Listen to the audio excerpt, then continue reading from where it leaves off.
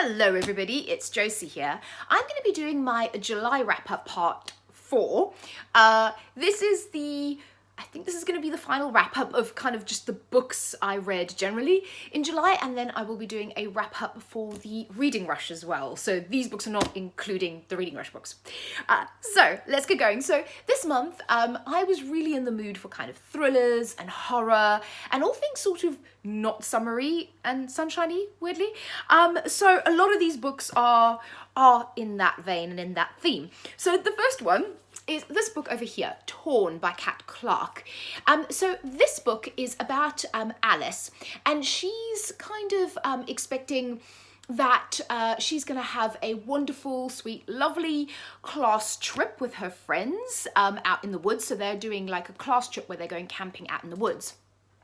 But when they get there, she is assigned a cabin with a girl who used to be her ex-best friend, but is kind of the ringleader of sort of the school mean girls.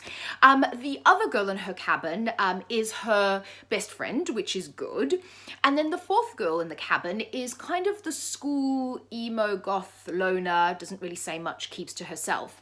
So it's quite an unlikely kind of group of girls to be rooming together. And the kind of the school mean girl is very mean. Oh, sorry, there's one more girl in there. So there's one more girl in the cabin who is, she's very quiet.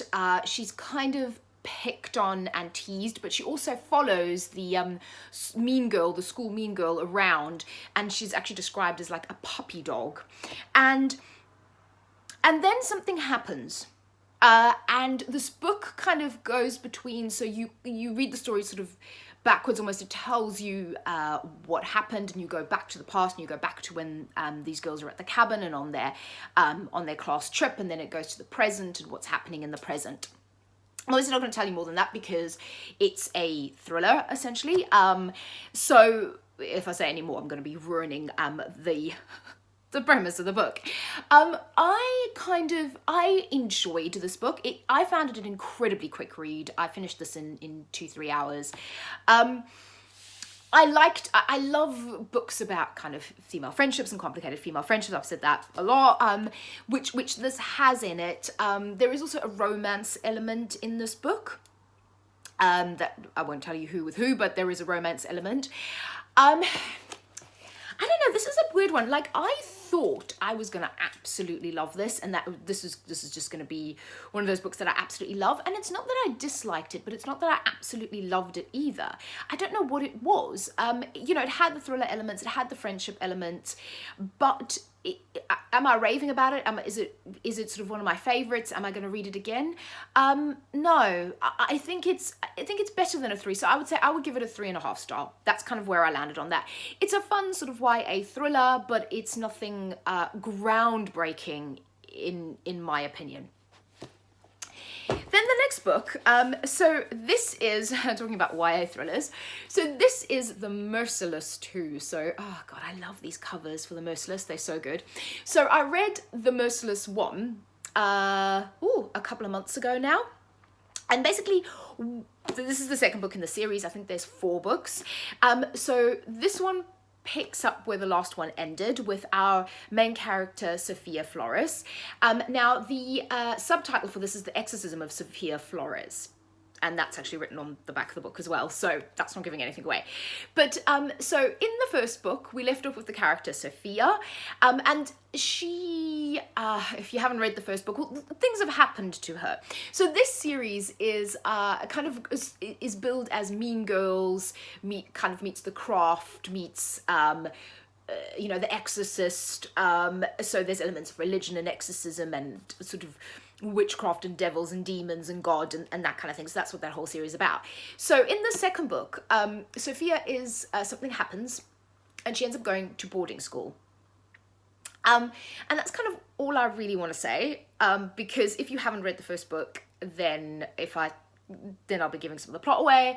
Also, I think if I tell you any more about this book, then we're going into the plot, and I don't want to give that away either. So what I loved about this book was that kind of boarding school element. I love anything that's sort of set at boarding schools, kind of creepy ass boarding schools particularly. I love the TV series Hex from years ago. It was probably sort of the early 2000s, maybe late 90s. No, probably 2000s, early 2000s, which was set at this kind of creepy boarding school, and you also had angels and demons and all sorts of goings on, and that's what this kind of reminded me of. I would say I enjoyed the first book more than I enjoyed the first one, and I really liked the first one. I mean, they're trashy, they're YA, they're horror, all the things I love, all of my guilty pleasures, I love them. This one, yeah, I gave the other book 4 stars. I would probably give this like 4.5 stars, 4.3 stars, something like that. I did actually enjoy, I enjoyed the setting and the element of this being in this boarding school, particularly when you're grappling with angels and demons. Being in a Catholic boarding school kind of helps the plot and the narrative, and I really enjoyed this, and I will be reading the 3rd book because I want to know what happens. Then the next one is this one over here. So this is Origins and Overtures by Mary Brossolino.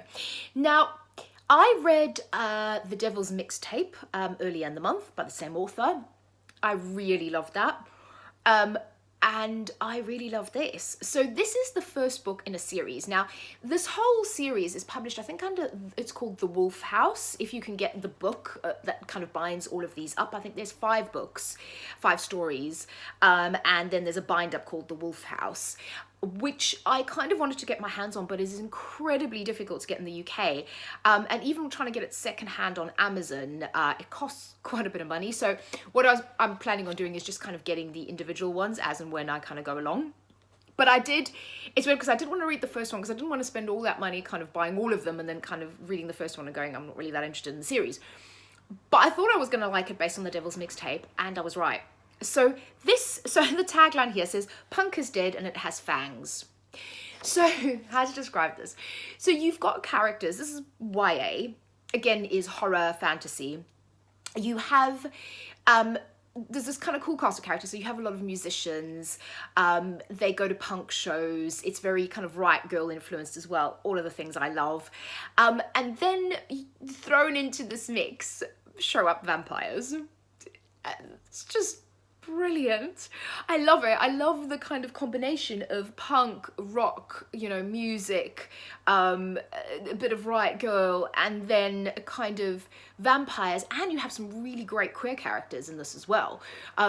So it's all of the things that, you know, I love. I mean, there's no witches, so if there were witches, it would be perfect. So that's why it's like a 4, maybe edging a bit up. Let's leave it at a 4 for now, see what the rest of the series is like. But this is a 4 for me. I mean, it is fun. It is obviously implausible at places.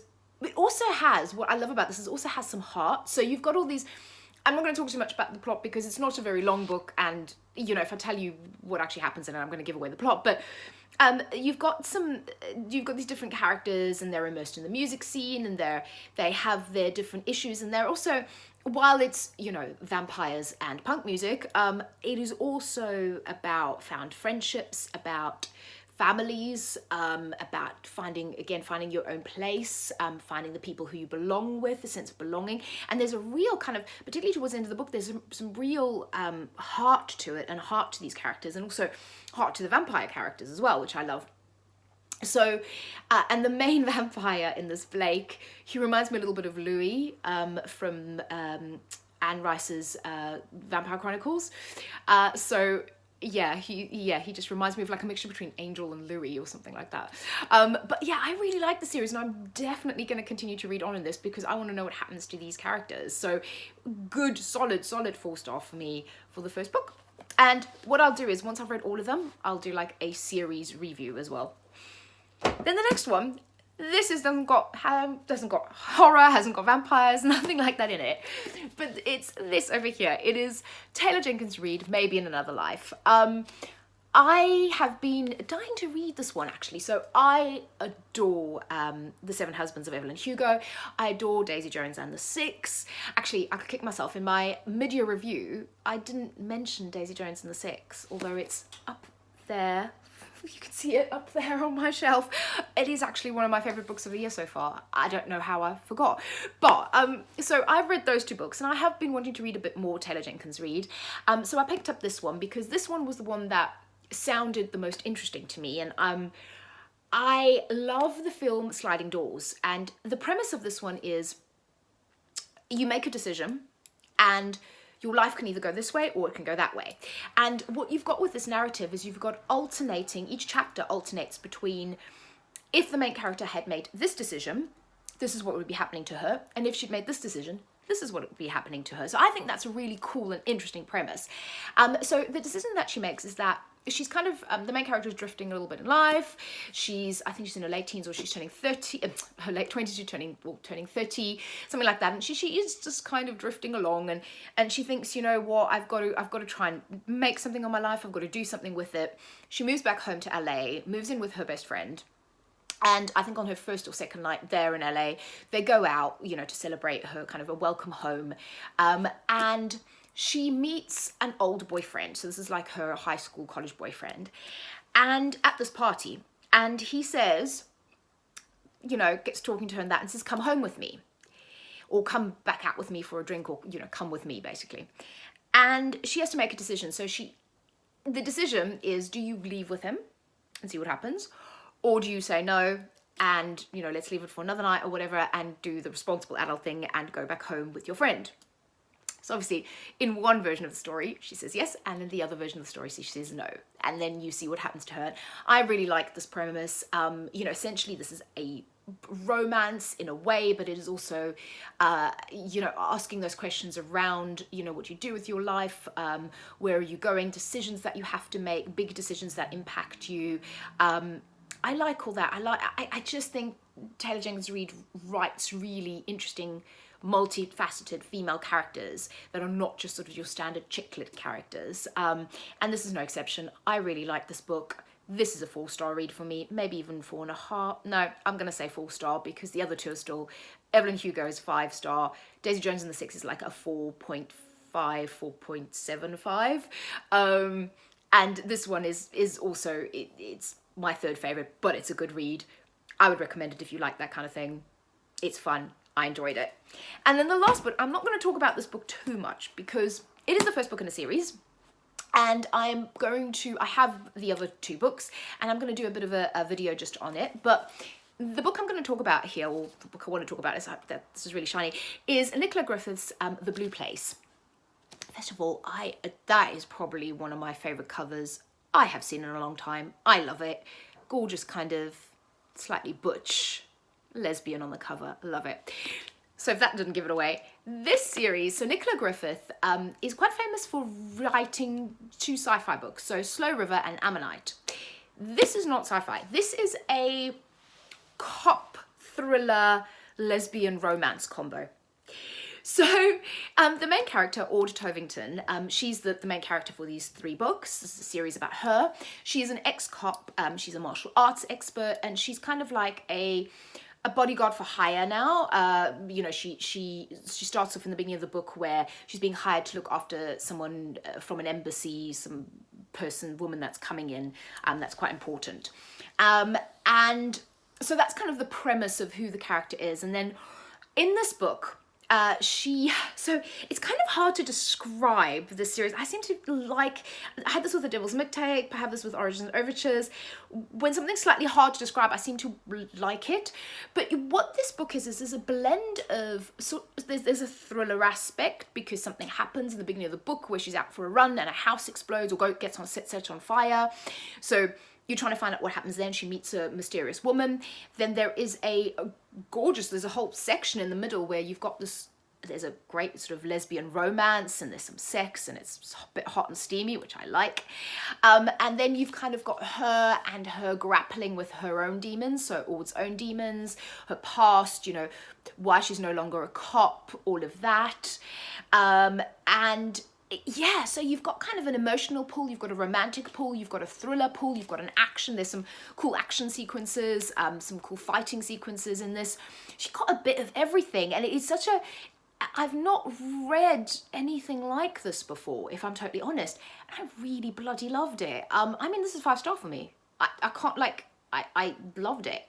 And I have the 2 other books, and I'm so gonna read them, and I will do a full, and I might actually do, because I've read Slow River, which I adore, one of my favourite books of all time, one of my favourites, probably my favourite sci-fi book. I want to read Ammonite as well, so I might do a little bit of a Nicola Griffith spotlight, because she's fast becoming an author that I absolutely love.